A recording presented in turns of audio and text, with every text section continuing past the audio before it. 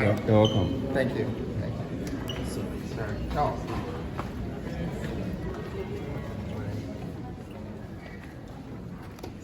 Good morning, everyone. Good morning.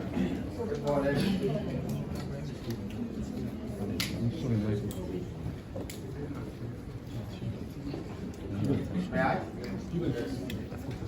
First of all, let me thank everybody for making time out this morning. Do I have any documents? Thank you. So this is a state announcement coming from me, and I thought I would be able to share it with all of you and also spend some time with all of you and questions that needs to be asked after that. Thank you very much.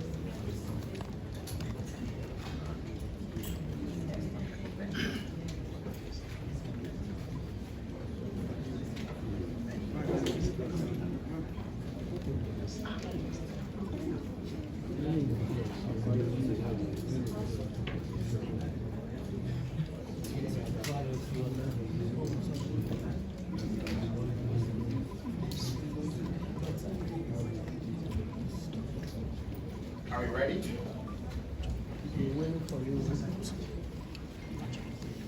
All right.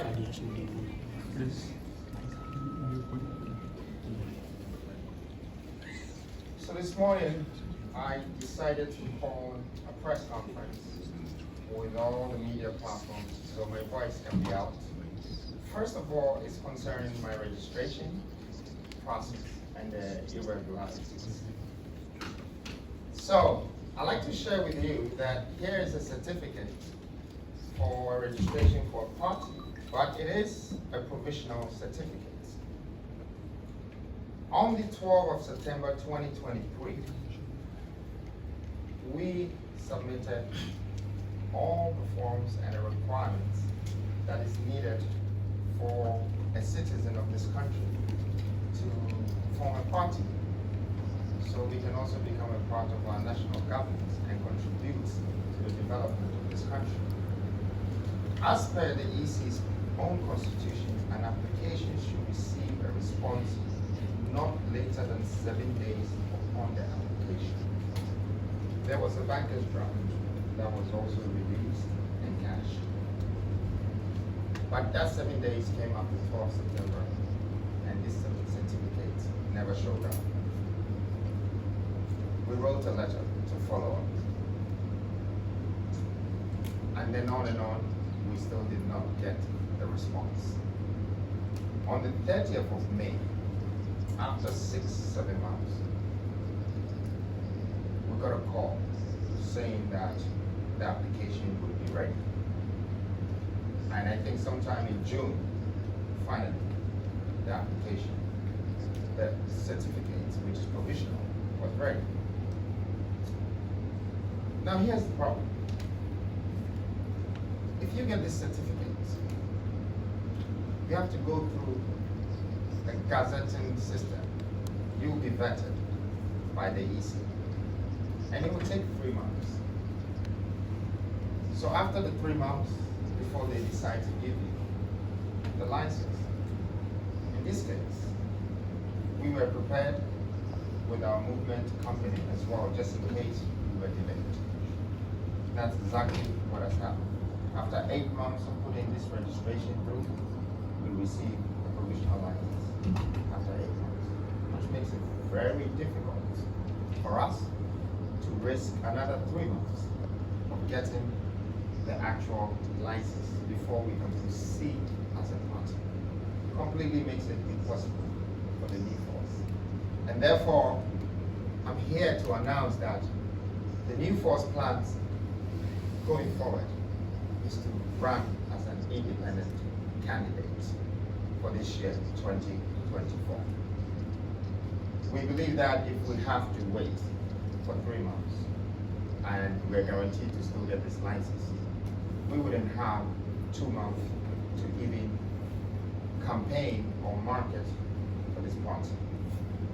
I want to assure Ghanaians for one thing, I will keep on proceeding for this party after this election.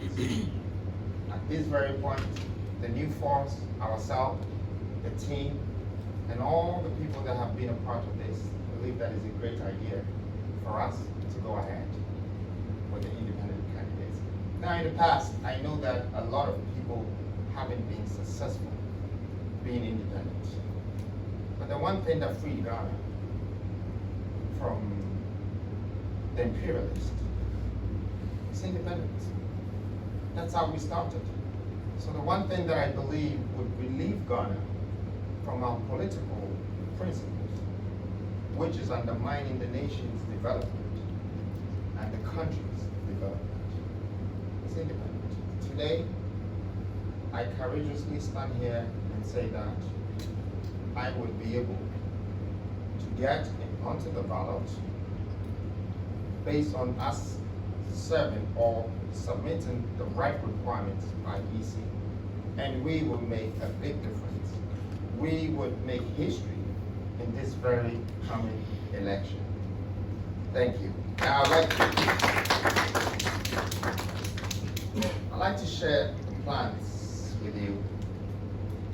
In light of the obstacle we're facing with our party registration, I'm announcing my intention to run as an independent candidate in the up-and-coming elections. The fight is personal to me, but my neck is out for you. I have lived the struggles of everyday Ghanaians. I have felt the weight of poverty and the sting of limited opportunities. This is not just a campaign, it is a revolution for a prosperous Ghana. Running as an independent allows me to continue on my mission of bringing economic freedom. I like to repeat this word. This gives me the opportunity to bring you the economic freedom. What does this entail? 3 things, and I want to align that with you. Equity, equality, and empowerment to all Ghanaians without being hindered by bureaucratic roadblocks. Our movement is about unleashing the immense minerals and human wealth of our nation. We will no longer be held back by outdated systems or entrenched interests. We are building a movement out of the moment, and that will fundamentally transform Ghana, instilling in every Ghanaian a great mindset of democracy, ambition, and entrepreneurship. I'm here to join you so we can build our personality and build a new mentality. My commitment to the people of Ghana remains unwavering. I will fight relentlessly for our shared vision of a prosperous, united, and empowered nation, regardless of the challenges we face. This move is not about me. It's about ensuring that the voices of Ghanaians are heard and represented in our government. We will not be silent. We will not be stopped.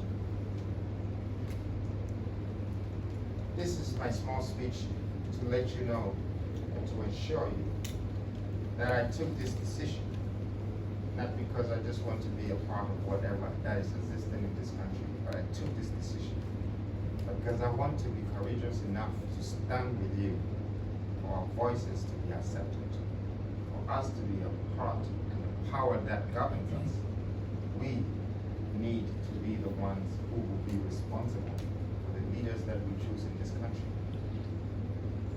And for that note, I ask you to stand with me throughout the struggles. We have 5 months left. The 5 months can make a huge difference. 5 months can be the new change, a new reformative, redemptive revolution that will change our political principles and move away the foreign influence which is undermining our national governance. The future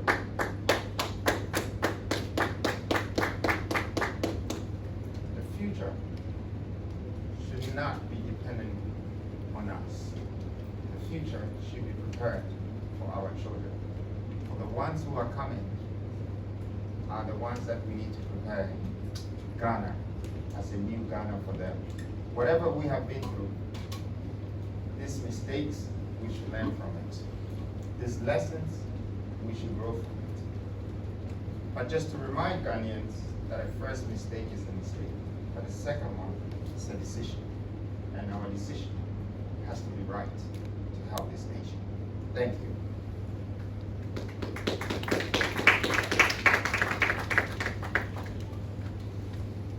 Now on this note, I come back to the same fight that I've been fighting. I am calling for a continuous vote registration for this country. Now we should take this very serious. Picture a young man who's 18 years old, starting university today, but don't get the chance to learn about democracy. They're not educated. They actually go to university before they are either hired by a politician or built by a politician. And by the time they're 22, that's when they get their first right to vote. And it will take them to be 25 before they get their first job. When you look at the Western world, there are people who are 14 years old and 15 years old, and they already have working experience. By the time they're 16, they start to educate them about human rights, democratic rights. If we don't train, build, and develop our children with this education, then what will happen is that they will be exported from this country. And as you already seen, we have a lot of people graduating from universities. We have over 50 universities in this country, private and government. However, when people are 22, 23, they are all going out of this country. And you can witness the numbers. This year, we've had over 700,000 youth traveling, leaving this country. Why? Because there's no hope.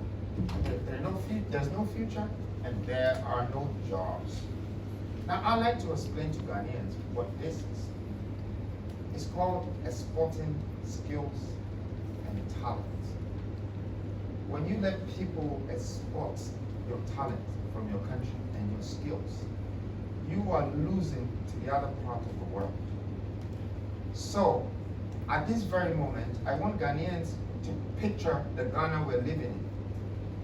There are a lot of foreign entities in this country who are extracting our minerals. They take it out there and turn it to product and bring it back to sell it to us. In fact, we go and bring our minerals back into product and sell it. They say a curious cow that crosses the sea comes back as a corned beef. So we are buying corned beef when we are the shepherds. And the sad story is that the sheep has spent all his life running away from the wolf, only to be killed by the shepherd in the end. So I must say that it's our leadership that is pulling us into this crisis. And we need to change it. We need to be the deciders. We need to be the ones that are empowering leadership in this country. See, I don't want to become a president because I'm intelligent or smart. I want to become a president because you made me become a president. I want my power to come from you. I want you to empower me. And when I'm on the seat, I need to remember that it's because of you. It's because of your tongue. It's because of you believe in me. That's why I'm sitting on the chair, and therefore, I have to serve you. I think the new Ghana, we are supposed to start a new nation by putting our citizens first. And on this note, I think that a lot of people have doubts about my capacity and my ability. But one thing I can assure you is that I will not allow my capacity to undermine my ability. Neither would I let my ability undermine my capacity. I am here because I want you to understand this. I know certain things that I know that it will help our generation. And I've been talking about industrialization. I know people want me to break it down, but it's also what is going to bring us our economic freedom. We need to take this very serious, that governance is going to determine our future. If we have a bad national governance, our hope will be cancelled. Our future will be blurry. And we wouldn't know what we're doing if we are educating our children without educating them about our minerals and our resources, without adding value to humanity, to see what taxpayers' money can be invested in and how it can help develop the country and assist the able and the unable people, disabled people as well. On the media's final presentation or awareness or message that they sent. And from the time I started the new force, I have witnessed a lot of backwards of messages, upside down messages, turning it this way, that way. We cannot do this to our people. If we want to go all the way to become as trustworthy as the likes of CNN and BBC, or whatever Africa media platform, that one day the world would like to listen to whatever information that they're bringing because they're facts. We should start practicing this now. We should not let the politicians convince us and turn us into Judas, because this country's downfall, I repeat it again, that most of the media platforms in this country are partly responsible for it. And I'm urging all of you, please, let's do what is right for our nation. Let's not stand there and be convinced and let people pay us so we connive with them and do what is opposite. Let's not tell lies to the people just because we've been paid to tell lies. Let's ask some sensible questions to our leaders so we can find out why they should be accountable and why they should be responsible. Let's not cover their wrongdoings and try to pull anything else that will come out from any angle. So please, the national media and all the entities, all the people, the workers, the owners, bring your head together. There's a revolution going on around the world. And it's not just Ghana, it's everywhere in the world. And remember, you pay a price for the life you lead and the thoughts you breed. Thank you. Like in Kenya or anywhere else, I don't want it, or Sudan. Let's have a plain, level field and let the people make a choice. But don't put obstacles in anybody's way to stop him or her from standing. Or if you did that, don't blame me. You young people too. You will come to my grave and pour libation and say, General, you warned us, we didn't listen to you. May God rest you peacefully. I'm not joking. I'm serious. I'm not sitting here. My wife is not well. I shouldn't be here. And I had to leave her and come. Because Ghana first, before even my wife. Yes. So, those of you who are being given money to shut up, for Christ's sake, Think of yourself, not even yourself, your children, your grandchildren. What kind of Ghana you are leaving behind for them to inherit? Kwame should go and fight. You should fight for him. But he's come to fight for us. God bless you. Amen.